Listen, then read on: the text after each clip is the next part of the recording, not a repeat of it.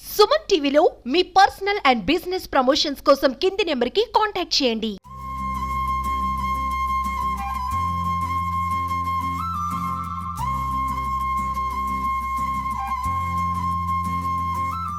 శ్రీశైలం కింద నాగార్జున సాగర్ 310 టీఎంసీ, పులిచింతల 45, ఆ క్రింద ప్రకాశం బ్యారేజీ సముద్రంలోకి కూడా పోతున్నాయి నీళ్లు. ఇది ఎన్డీఏ ప్రభుత్వం చంద్రబాబు నాయుడు గారి యొక్క అదృష్టం. అందులో ముఖ్యంగా రాయలసీమ వాసులకు, మాకు కూడా ఇక్కడ నుంచి గండికోట, మైలవరం, పైడిపాలెం, చిత్రావతి, వామికొండ, సర్వరాయ సాగర్ నిండాలంటే రేపు నెలాఖరు వరకు 12,000 చొప్పున రోజుకు క్యూసెక్కుల చొప్పున పాడితే మాకు 50 టీఎంసీ జరుగుతుంది. అందరి సమృద్ధిగా జరుగుతాయి. నీళ్లు కొరత కాదు ఉండేది, ఇక్కడ తీసుకోవడం ఒకటే తరువాయి.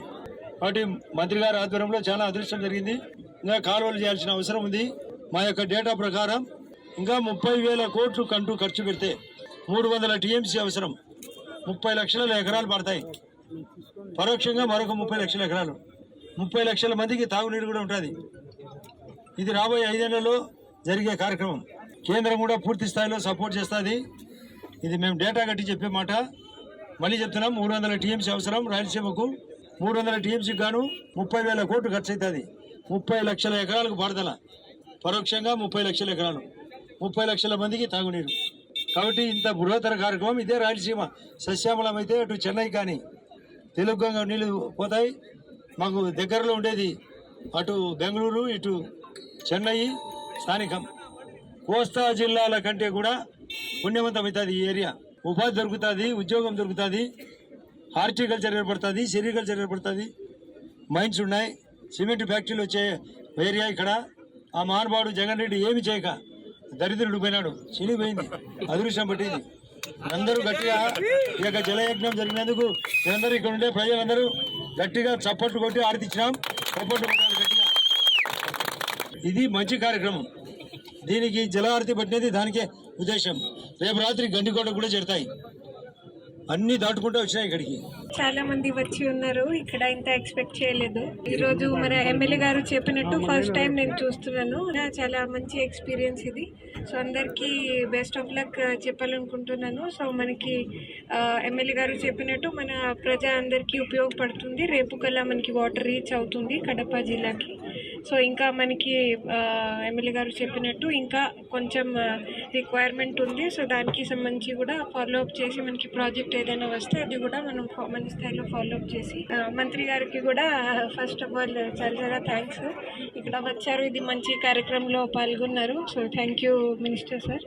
ఈ యొక్క తిమ్మరాజు చెరువు మీద జరుగుతున్నటువంటి రిజర్వాయర్ లో జలహారతి కార్యక్రమానికి వచ్చినటువంటి సోదరుడు ఆదినారెడ్డి గారు, రవి గారు, అధికార డిపార్ట్మెంట్ సిఈలు, అదేవిధంగా కడప జిల్లా జేసీ గారు, కడప జిల్లా నుంచి వచ్చినటువంటి, ఇది ఒకసారి చూడాలనేటువంటి ఒక ఆనందంతో వస్తూ ఉంటారు. వారందరికీ కూడా ఇక్కడ వచ్చినందుకు వారికి కూడా స్వాగతము, వారికి ధన్యవాదాలు కూడా తెలియజేసుకుంటున్నాం మీడియా వారికి అందరికీ. గతంలో మీరు చూశారు, ఈరోజు ప్రజలందరే కాదు, ఈ రోజు యావత్ ఆంధ్రప్రదేశ్ అంతా కూడా ఎన్డీఏ కూటమిని ఆశీర్వదించి అతి పెద్ద కూటమిగా వ్యవహరించేటువంటి మన కూటమికి ప్రజలందరూ కూడా ఈ రోజు అత్యధిక మెజార్టీలతో గెలిపేయడం, కేవలం 11 సీట్లకి ఈ రోజు పరిమితం చేసినటువంటి వైఎస్ఆర్ పార్టీకి ఒక బుద్ధి చెప్పడం జరిగింది. ఈ రోజు వరుణ దేవుడు కూడా పైన వర్షాలు పడడంతో, ముఖ్యంగా అతి తక్కువ కాలంలోనే ఈ రోజు మన అవుటి రిజర్వాయర్ నింపుకొని ఇక్కడ నుంచి మనం కడప జిల్లాకు కూడా నీళ్లు ఇస్తా ఉన్నాము. ఇది ఒక ఆనవాయితీ. ప్రతిసారి కూడా ఇక్కడికి రావటం, వాళ్ళు మనం పక్క జిల్లాలో అయినప్పటికీ ఒక అన్నదమ్ములతో సమానంగా కూడా అందరం ఒక మంచి కార్యక్రమం, పూజా కార్యక్రమంలో పాల్గొని ఇక్కడ నుంచి ఇవ్వడం జరుగుతూ ఉంది. ఈరోజు ప్రజలకందరికీ, వైఎస్ఆర్ పార్టీ నాయకులుగా ప్రజలందరికీ కూడా ఒకటి తెలియజేస్తా ఉన్నా.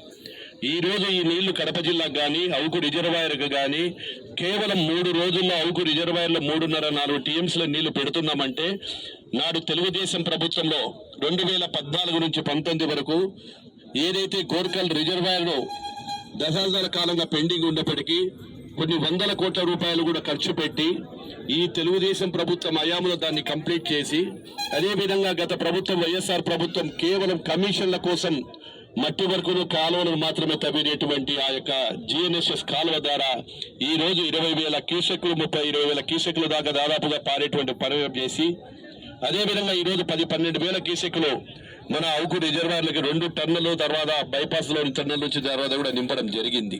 ఈ రోజు రాయలసీమకి ఈ రోజు ఇంత అద్భుతంగా ఈ రోజు చెరువులు, కంటలు అన్ని నింపుతున్నాము. గండిపేట, గండికోట గానీ, అక్కడ పక్కన ఉండేటివి కానీ, కడప జిల్లా, కర్నూలు జిల్లాలో గోర్కల్ రిజర్వాయర్, ఈ రోజు శ్రీశైలం ద్వారా నుంచి ఇవన్నీ నింపుతున్నామంటే నాడు చంద్రబాబు నాయుడు గారు తెలుగుదేశం ప్రభుత్వం తీసుకునేటువంటి నిర్ణయాల వలన. ఈ రోజు వైఎస్ఆర్ పార్టీ గత ప్రభుత్వంలో కానీ, అంతకుముందు ఉన్నటువంటి కాంగ్రెస్ ప్రభుత్వం కానీ, నదులు ఈ రోజు ఈ విధంగా జరిగాయి అంటే రాయలసీమ పచ్చపాతి. ఈ రోజు చంద్రబాబు నాయుడు ప్రతి ఎకరాకు నీళ్లు ఇవ్వాలి, పులివెందుల వరకు నీళ్లు తీసుకువెళ్ళాలి, అటు కుప్పం వరకు నీళ్లు తీసుకువెళ్ళాలి.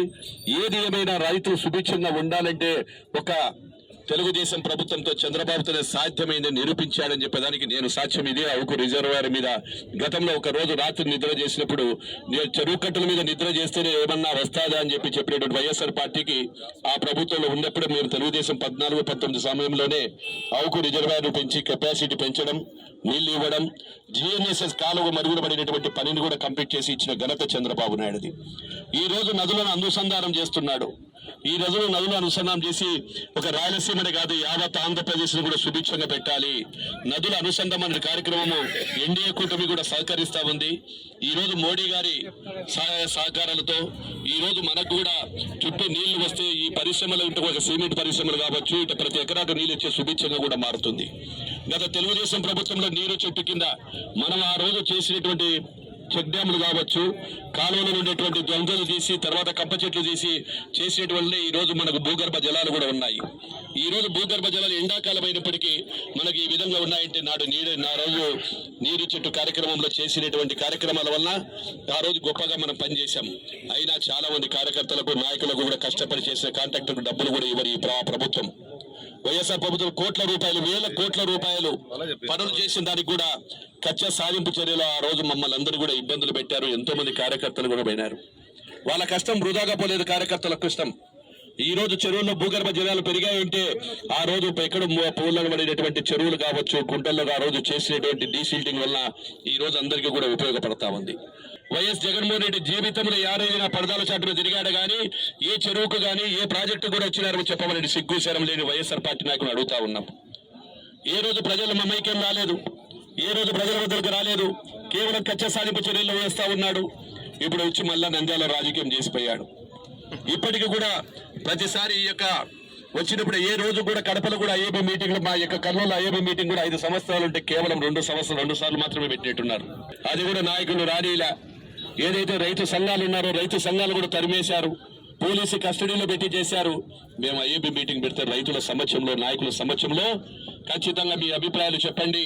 ఇది రైతు ప్రభుత్వం, రైతులకు సంబంధించిన ప్రభుత్వం కాబట్టి రైతుల అభిప్రాయాలు ఏదైతే నీటి సంఘాలు ఉన్నాయో నీటి సంఘాల నాయకులు వారి అభిప్రాయం కూడా తీసుకోవడం జరిగింది. ఈ రోజు ఏదైనా మీకు ప్రజలు ఇచ్చిన తర్వాత 11 సీట్లు కావచ్చు, 10 సీట్లు కావచ్చు, 8 సీట్లు కావచ్చు, అసెంబ్లీలో సమస్యలు ప్రజల తరపున సమస్యలు మాట్లాడవలసినటువంటి ఒక నాయకుడుగా ఉండి ఈ రోజు ప్రజలకు జవాబు చెప్పాల్సి వస్తుంది. మేము అడిగేటువంటి ప్రశ్నలకు జవాబు చెప్పలేక పారిపోయినాడు అసెంబ్లీ నుంచి.